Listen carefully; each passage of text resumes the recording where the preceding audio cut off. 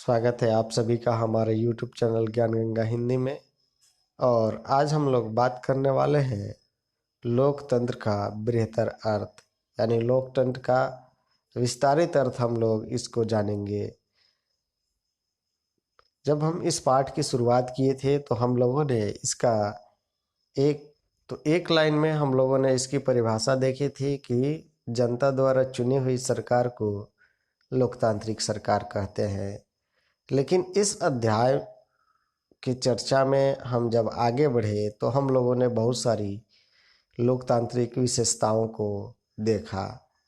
अब हम लोग लोकतंत्र को बृहत्तर अर्थ में देखेंगे कि क्या लोकतांत्रिक शासन व्यवस्था शासन के अलावे अन्य जगहों पर दिखाई पड़ती है। तो यहाँ कह रहा है कि बहुमत का शासन भी चुने हुए प्रतिनिधियों के माध्यम से होता है। यह जरूरी हो जाता है क्योंकि यानी लोकतांत्रिक शासन व्यवस्था जो होती है उसमें जनता डायरेक्ट भाग नहीं लेती है। जनता जो है डायरेक्ट भाग न लेकर के क्या करती है, अपने प्रतिनिधियों के माध्यम से भाग लेती है। यानी हम कहें कि प्रत्यक्ष रूप से लोग शामिल न होकर के अप्रत्यक्ष रूप से भागीदार होते हैं। और ये क्यों ज़रूरी है, क्यों हम डायरेक्ट जा कर के किसी निर्णय को नहीं ले सकते, इसके बारे में यहाँ दिया गया है। यहाँ कह रहा है कि आधुनिक लोकतांत्रिक शासन व्यवस्था में इतने अधिक लोग होते हैं कि हर बात के लिए सबको साथ बैठाकर सामूहिक फैसला कर पाना संभव ही नहीं हो सकता। यानी एक उदाहरण के लिए हम देखें कि अगर हमारा जो विधानसभा है गोरिया कोठी, उसको अगर हम देख लें या किसी भी एक पर्टिकुलर विधानसभा क्षेत्र को देख लें तो उसमें रहने वाले लोगों की जनसंख्या कितनी है। क्या हम उन सभी लोगों को एक जगह बैठा सकते हैं? अगर बिठाएं तो क्या सभी लोगों को जिस दिन हम बुलाएं वे सभी लोग आ सकते हैं? या आ भी जाएं सभी लोग तो क्या हम उनकी बातों को, सभी की बातों को सुन सकते हैं?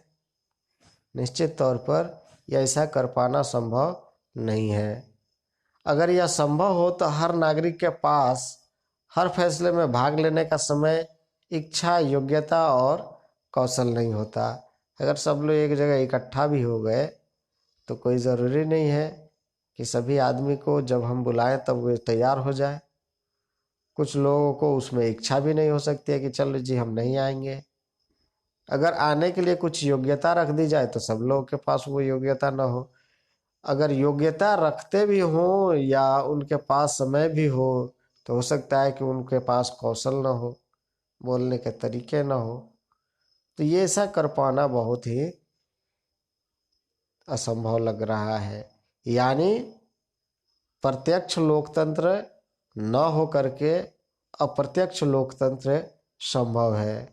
क्यों? क्योंकि एक बहुत बड़ी आबादी है और उस आबादी के लोगों को एक साथ बैठाना या किसी चीज़ पर एक साथ निर्णय लेना बहुत ही मुश्किल है।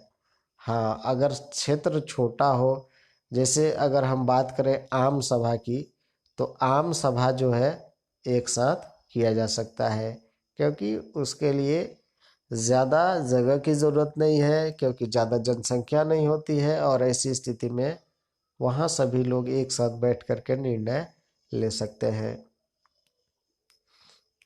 तो यहाँ अगर हम चर्चा करें तो हम लोगों ने पढ़ा था कि जिसमें जनता की भागीदारी होती है और वो जब जनता भागीदार बनता है तो वो लोकतांत्रिक होता है।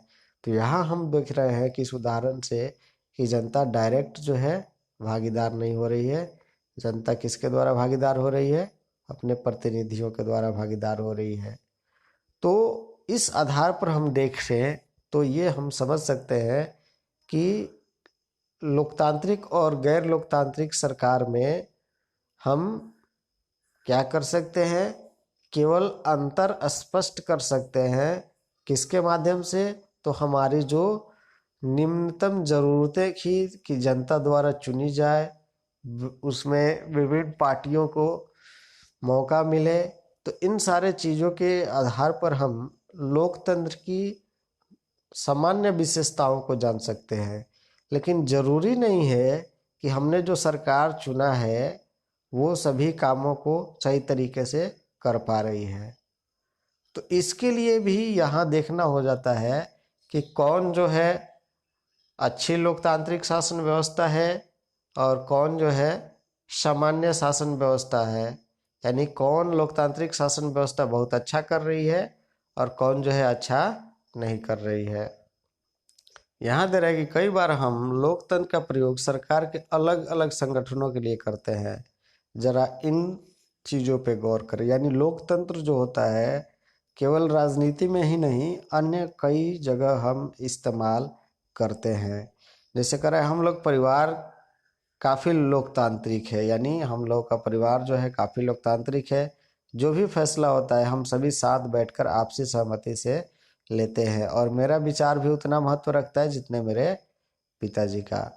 उदाहरण के लिए देखे होंगे कि जब घर में कोई काम होना होता है या कोई किसी तरह का आयोजन करना होता है तो परिवार के सभी लोग एक साथ बैठ जाते हैं और बैठ करके फिर वो चर्चा करते हैं कि किस तरीके से इस आयोजन को सफल किया जाए और उसके बाद जिस पर सभी लोगों की सहमति बनती है उसी तरह से काम किए जाते हैं। नेक्स्ट कह रहा है कि मुझे वे शिक्षक नापसंद है जो कक्षा में छात्रों को बोलने और सवाल पूछने की इजाज़त नहीं देते। मैं तो ऐसे शिक्षक पसंद करूंगी जो लोकतांत्रिक मानसिकता को हो। यानी लोकतांत्रिक मानसिकता का होने का मतलब क्या हुआ? लोकतंत्र जो है विचारों की अभिव्यक्ति करने की स्वतंत्रता देता है कि आप अपने विचार रख सकते हैं, लेकिन जबकि यहाँ वो शिक्षक जो है सवाल पूछने की इजाज़त ही नहीं देते हैं। तो क्या ऐसे में हम इस शिक्षक से पसंद करना चाहेंगे जो लोकतांत्रिक मानसिकता का ना हो? तो यानी यहाँ हमारे कहने का मतलब हुआ कि पढ़ाई के टाइम में भी लोकतंत्र देखने को मिलता है, क्योंकि वो शिक्षक जो है हमें लोकतांत्रिक व्यवस्था के अनुसार सवाल पूछने की इजाज़त नहीं देता। तो स्कूल में भी लोकतंत्र दिखा, घर पर भी लोकतंत्र दिखा। नेक्स्ट कह रहा है कि एक नेता उसके परिवार के लोग इस पार्टी के सारे फैसले करते हैं, क्या वे लोकतंत्र की बात करेंगे?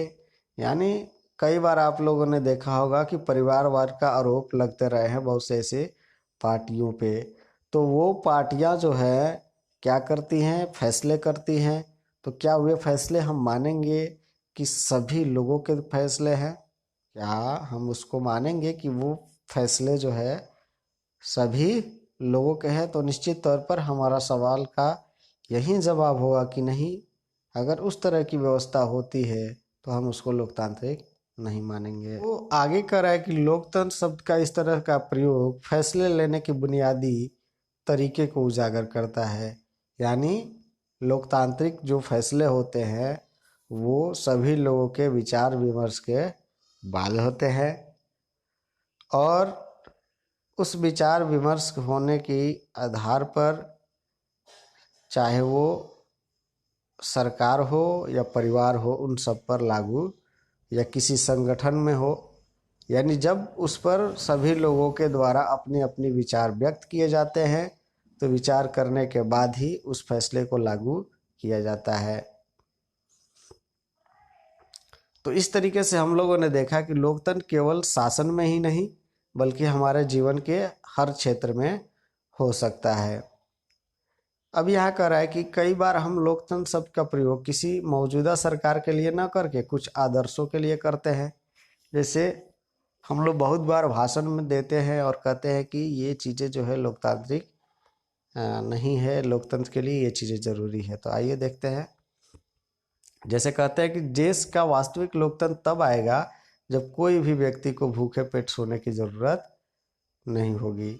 यानी हम तब मानेंगे कि लोकतांत्रिक शासन व्यवस्था है जब कोई भी व्यक्ति भूखा नहीं सोएगा। दूसरा है कि लोकतंत्र में प्रत्येक नागरिक को फैसले लेने की समान भूमिका होनी चाहिए। इसके लिए वोट समान अधिकार भर की जरूरत नहीं है। यानी केवल वोट दे दिए उसी से नहीं हुआ कि हम जो है बराबर के हकदार हो गए, बल्कि फैसले लेने में भी हमारी उतनी ही भूमिका होनी चाहिए।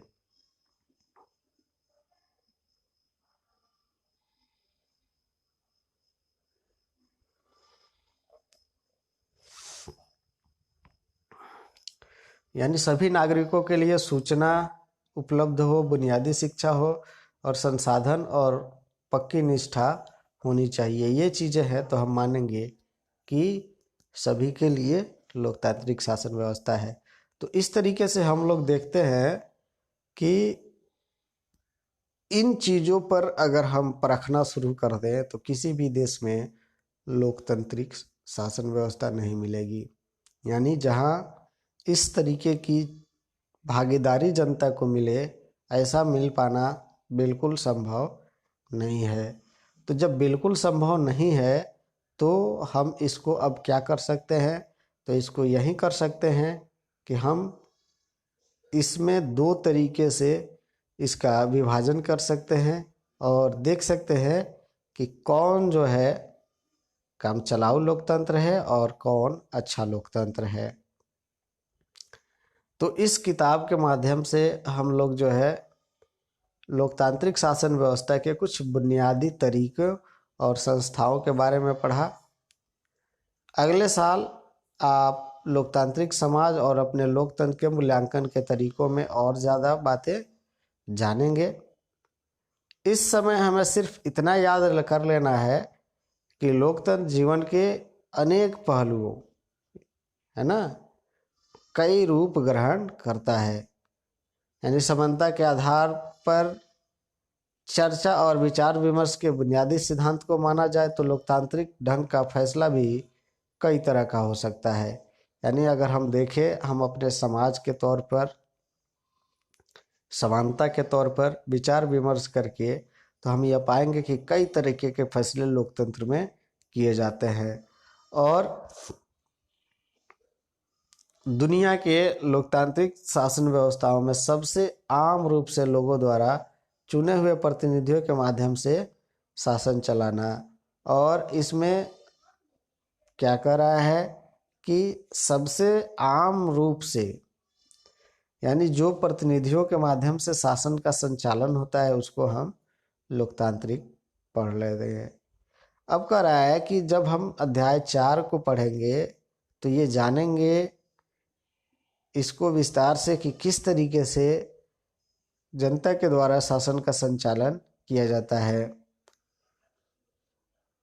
यहाँ कह रहा है कि अगर हमारा समुदाय छोटा हो तो हम जो है दूसरे तरीके से फैसले ले सकते हैं। और दूसरे तरीके से फैसला क्या है कि हम सीधे बैठ करके, एक साथ बैठ करके फैसले कर सकते हैं। जैसे ग्राम सभा में इसी तरह का काम करना चाहिए। ग्राम सभा क्या है? तो पंचायती राज व्यवस्था के जो सबसे निचले स्तर की प्रशासन व्यवस्था को माना जाता है उसमें की सबसे महत्वपूर्ण कड़ी है, जिसमें उस गांव के सभी लोग जो होते हैं ग्राम सभा में, वयस्क जो लोग होते हैं वे सभी ग्राम सभा के सदस्य होते हैं और वो बैठ करके निर्णय लेते हैं अपने पंचायत के कार्यों के लिए। तो ग्राम सभा में इसी तरह के फैसले होते हैं। यानी ग्राम सभा जो होते हैं वहाँ प्रत्यक्ष लोकतंत्र देखने को मिलता है। और जो हमारे विधानसभा का चुनाव हो गया, लोकसभा का चुनाव हो गया, यानी जो बड़ी बड़ी जनसंख्या वाले हो गए उसको हम अप्रत्यक्ष बोलते हैं। ठीक है, क्योंकि अप्रत्यक्ष में हमारे चुने हुए प्रतिनिधि जो होते हैं वो अप्रत्यक्ष रूप से जनता की बातों को रखते हैं। अप्रत्यक्ष में जनता खुद सामने आकर के अपनी बातों को रखती है। तो इस तरीके से स्पष्ट हो गया कि लोकतंत्र दो तरीके का होता है। एक होता है प्रत्यक्ष लोकतंत्र और दूसरा होता है अप्रत्यक्ष लोकतंत्र। प्रत्यक्ष लोकतंत्र वो है जिसमें जनता डायरेक्ट रूप से भाग ले, यानी किसी भी निर्णय में जनता की प्रत्यक्ष भागीदारी हो, उसको प्रत्यक्ष लोकतंत्र। और दूसरा जो है अप्रत्यक्ष लोकतंत्र वो है जिसमें जनता जो है अपने प्रतिनिधियों के माध्यम से किसी भी निर्णय में भागीदार होती है। तो बस आज के लिए इतना ही। मिलते हैं अब अगले अध्याय में, क्योंकि यह अध्याय समाप्त हो चुका है, तब तक देखते रहिए, पढ़ते रहिए, सीखते रहिए। धन्यवाद।